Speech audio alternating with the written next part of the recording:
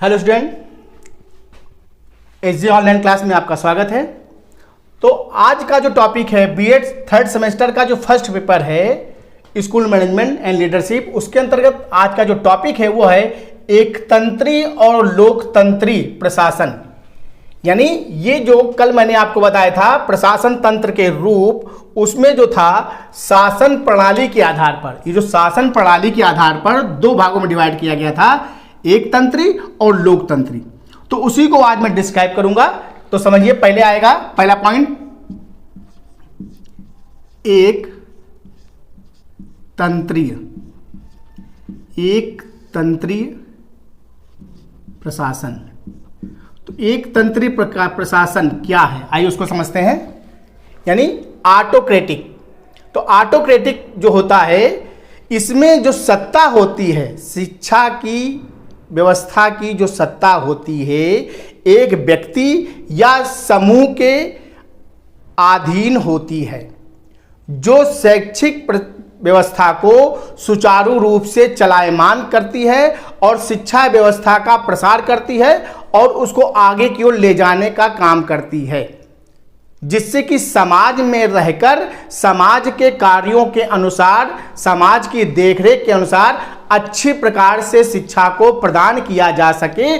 उस संदर्भ में एक तंत्रीय प्रशासन कार्य करती है। यानी सत्ता जो होती है वो एक व्यक्ति या किसी समूह के अधीन होती है, उसे हम एक तंत्रीय प्रशासन कहते हैं। क्लियर हो गया? ठीक है। अब आते हैं इसके कौन कौन से गुण हैं। इसके गुण कौन कौन से? इसमें क्या है, इसमें शैक्षिक, इसमें शिक्षा को सर्वोपरि माना जाता है। इसमें शिक्षा को सर्वोपरि माना जाता है। क्लियर है? दूसरा पॉइंट क्या आएगा, यह सहकारी भावना के अनुसार चलती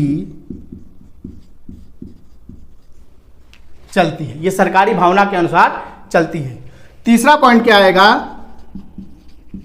इसमें सामाजिक कुशलता का ध्यान दिया जाता है। ठीक है। और चौथा पॉइंट आएगा, इसमें एक ही प्रबंध तंत्र कार्य करता है। जैसा कि पहला ही इसकी परिभाषा से क्लियर था कि इसमें काम करता है। पांचवा पॉइंट क्या आता है, इसमें नवीन जानकारी प्रबंध तंत्र अन्य कर्मचारी को देता है। यानी कोई भी नवीन प्रयोग अगर होता है, नवीन कोई चीज लिया जाता है, नवीन कुछ करना होता है, नया प्रोजेक्ट लाना होता है, तो उसकी जानकारी अन्य कर्मचारियों को दी जाती है, जिससे कि किसी काम को आसानी से किया जा सके। और छठा पॉइंट है, विद्यालय संबंधी शिक्षा का कार्य संचालन का नियंत्रण रखता है। यानी एक तंत्रीय प्रशासन में जो व्यक्ति सत्ता जिसके हाथ में होती है, उन सभी चीजों को चलायमान रखने का कार्य करता है। यानी हम कह सकते हैं कि कहीं ना कहीं इसमें शिक्षा की गुणवत्ता को बनाए रखने का काम किसी एक समूह या किसी एक व्यक्ति में निहित होता है। क्लियर है।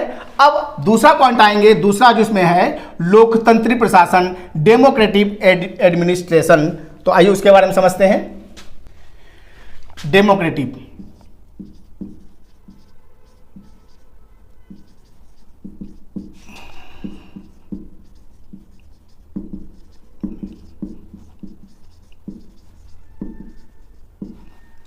डेमोक्रेटिक एडमिनिस्ट्रेशन, जैसा कि इसके नाम से ही स्पष्ट है, लोकतांत्रिक, यानी जिसमें सभी लोगों का समावेश होता है। अर्थात पहले की परिभाषा और दूसरी परिभाषा जस्ट अपोजिट है। इस प्रक्रिया में शैक्षिक व्यवस्था एक हाथ में ना होकर सभी लोगों में स्थानांतरित कर दी जाती है। सभी कर्मचारियों को उत्तरदायित्व दे दिया जाता है और उस उत्तरदायित्व का निर्वहन सभी कर्मचारियों को करना होता है। वो और जितने भी कर्मचारी हैं वो एक दूसरे के कार्य के प्रति उत्तरदायी होते हैं लोकतंत्री शासन व्यवस्था में। क्लियर हो गया। यानी लोकतांत्रिक शासन व्यवस्था एक हाथ में ना होकर अन्य विभागों को हर जगह अपने स्टाफों कर्मचारियों में क्या किया जाता है, बांट दिया जाता है और वो सभी शिक्षा संबंधी जो कार्य होते हैं उसके संचालन में वो भागीदार होते हैं। इसलिए इसको हम डेमोक्रेटिक या लोकतांत्रिक प्रशासन व्यवस्था कहते हैं। ठीक है। तो सबसे पहला पॉइंट आएगा इस पर आंतरिक विकास।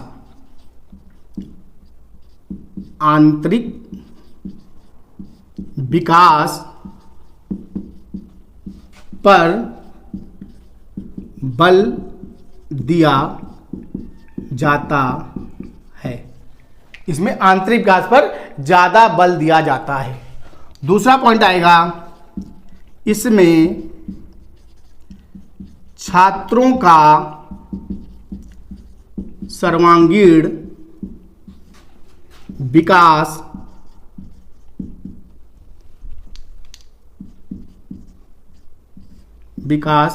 किया जाता है। इसमें छात्रों का सर्वांगीण विकास किया जाता है। दूसरा क्या है, तीसरा पॉइंट, इसमें व्यक्तिगत भिन्नता का ध्यान रखा जाता है। इससे क्या तात्पर्य है, व्यक्तिगत भिन्नता से यानी अलग अलग छात्र जो होते हैं अलग अलग जगहों से आते हैं, उसमें स्पेशलाइज अलग अलग विषयों का ज्ञान होता है, तो उसमें कहीं ना कहीं अलग अलग चीजों पर ध्यान दिया जाता है। और चौथा पॉइंट, इसमें सामाजिक हितों का ध्यान रखा जाता है। क्योंकि लोकतांत्रिक व्यवस्था है, डेमोक्रेटिव है, तो जब डेमोक्रेटिव आएगा तो हमें सबकी व्यवस्था रखनी पड़ेगी, यानी कहीं ना कहीं यह सभी की चीजों से जुड़ा होना चाहिए। और पांचवा पॉइंट, यह जीवन शैली क्यों, क्योंकि हम उसमें रहते हैं, इसमें, इसलिए यह जीवन शैली का विकास करता है। क्या करता है, विकास करता है, जीवन शैली का विकास करता है। यह जीवन शैली का क्या करता है, विकास करता है। ठीक है, आई समझ में। तो इसमें जो 5 पॉइंट हैं वो बिल्कुल स्पष्ट है कि जो डेमोक्रेटिव है उसमें इन चीजों को ध्यान में रखा जाता है, जिसमें समाज के हितों का ध्यान रखा जाए। और जब हम 5 पॉइंट को लेते हैं तो हम देखेंगे ये 5 पॉइंट एक दूसरे से क्या होते हैं, कनेक्ट होते हैं। तो कनेक्ट का मतलब क्या है कि एक दूसरे के प्रति उत्तरदायी, अगर एक भी चीज इसमें से मिस होगा तो दूसरा कहीं ना कहीं डिसबैलेंस हो जाएगा। इसलिए ये जो प्रशासन है, एडमिनिस्ट्रेशन है, ये कहीं ना कहीं सबको लेकर चलने की बात रखता है, क्योंकि इसमें शिक्षा का प्रसार और शिक्षा व्यवस्था और शिक्षा को अग्रसर करने की जो क्रिया है वह तेजी से होती है और शिक्षा बहुत तेजी से आगे की ओर बढ़ती है। क्लियर है। तो आज आपको मैंने एक तंत्री और लोकतंत्री, ऑटोक्रेटिक और डेमोक्रेटिक एडमिनिस्ट्रेशन के बारे में बताया। नेक्स्ट क्लास इसी के रूप को हम आगे ले चलेंगे। आज के लिए इतना ही, धन्यवाद।